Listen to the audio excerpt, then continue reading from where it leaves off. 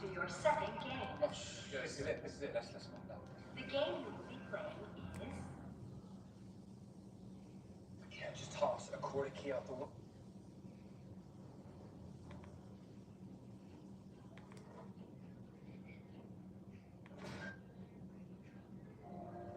The ocean buries a lot of secrets. Linda Carmen and her son Nathan left and never returned from a fishing trip near Block Island. It just gets deeper and deeper. The freighter spotted Carmen floating alone in a life.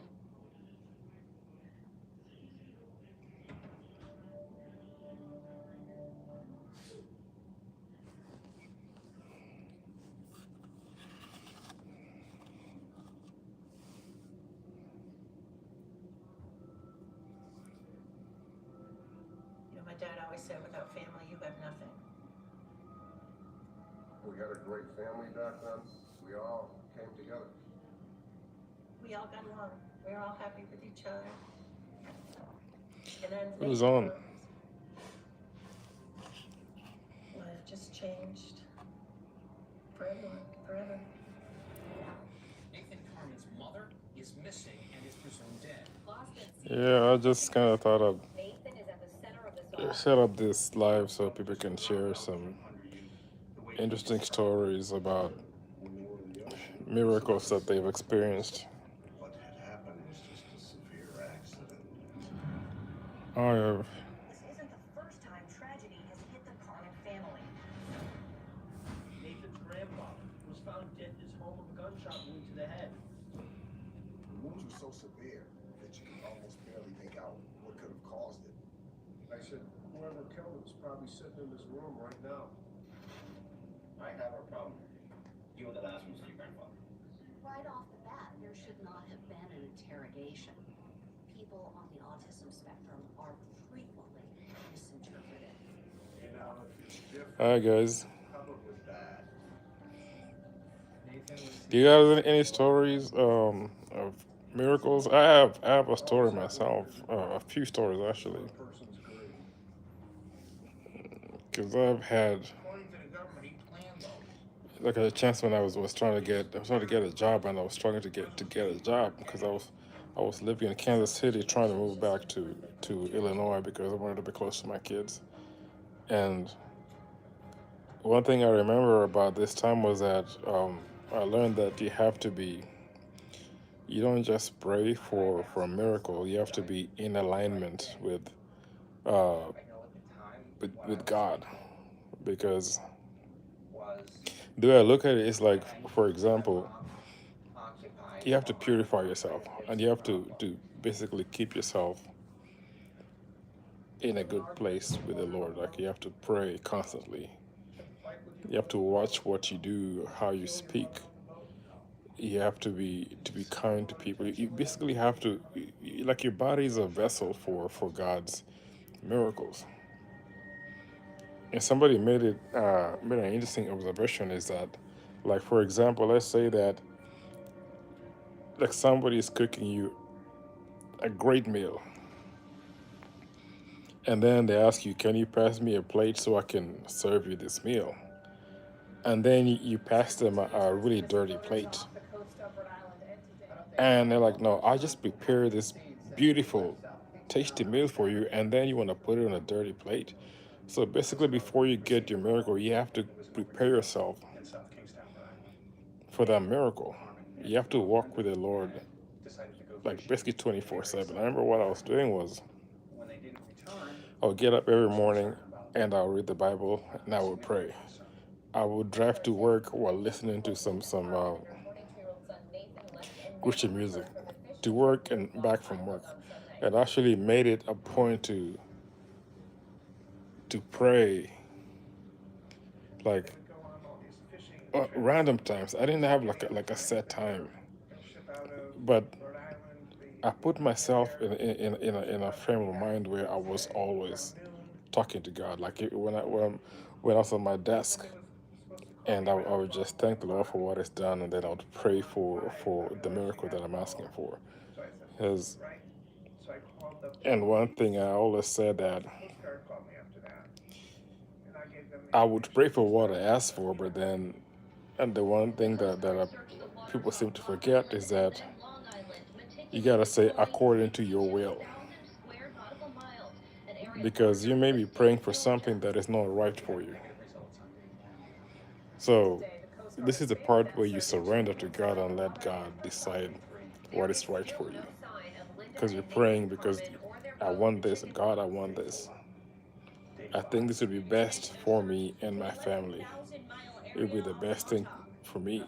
But then you have to give yourself some wiggle room and tell God, you know what, if it's not right, they don't give it to me. Give me what is right for me. Because sometimes we pray for, let's say you're praying for a job and you think this is the best job ever. And I gotta have this job, I gotta have this job, I gotta have it. But then you realize that if you don't get it, you get upset. But maybe you're not supposed to have that job.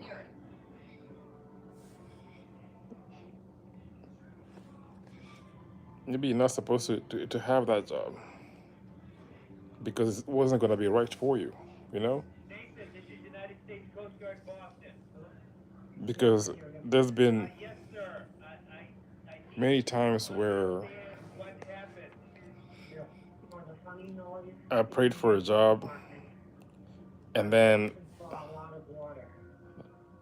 I got it, but then I realized this is not the right job. Because the job is not just about making money. It's about the people you work with. You could get a job that makes a lot of money, but then the people you work with are snakes. Or maybe it's just not the right environment. You have people who are constantly tempting you and trying you. And so the best thing to do when you pray in God's will. God, if this is what you want for me, if you feel like this is the right thing for me, then give it to me. If it's not right, don't give it to me. And I remember that I'd been praying for a job for so long, and I finally got like two calls for an interview. And I remember that time I was living in Kansas City, so I'm trying to drive to I'm trying to drive to Springfield, Illinois. The two jobs are maybe an hour apart. There's one that was in Springfield and another was in Lincoln. And I scheduled both of them on the same day because I didn't want to take too much time off the work that I had in Kansas City. So I drove to Springfield on the weekend. The interviews were scheduled for Monday. Most people would think I'm gonna die out here. And the way that I handled that was to focus on what I had to do in order to survive. After the first day, I tried to regiment myself. So I remember Food packs said to eat 4 per day. like trying to go to that job interview. So from Kansas City to Springfield, Illinois is about 5 hours. So I worked my 10-hour shift on Friday and left at 5 o'clock and drove all the way to Springfield. That's 5 hours.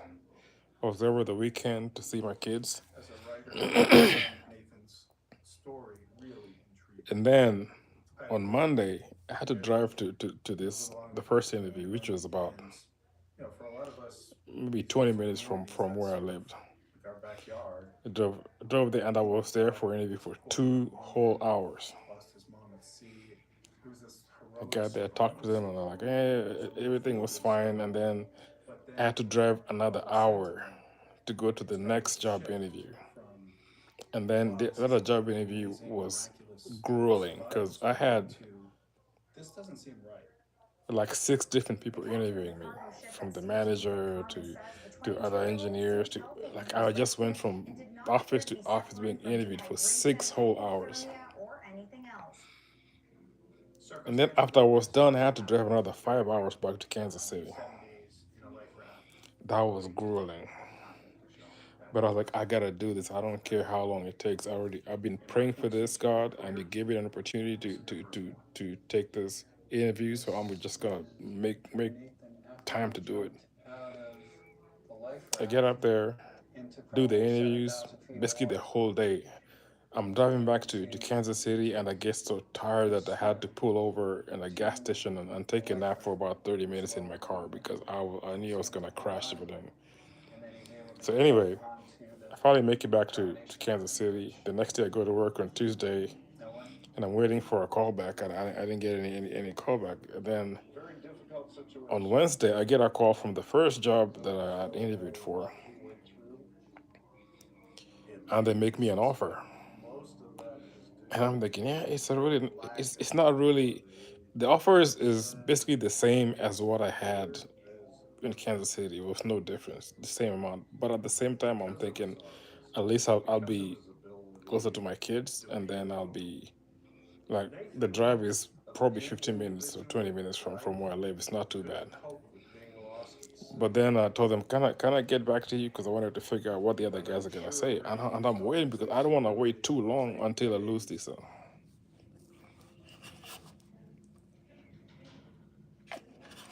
Prior to Nathan returning, we actually executed a warrant at Nathan's house to try to determine where they were going, what their intention was going on this trip.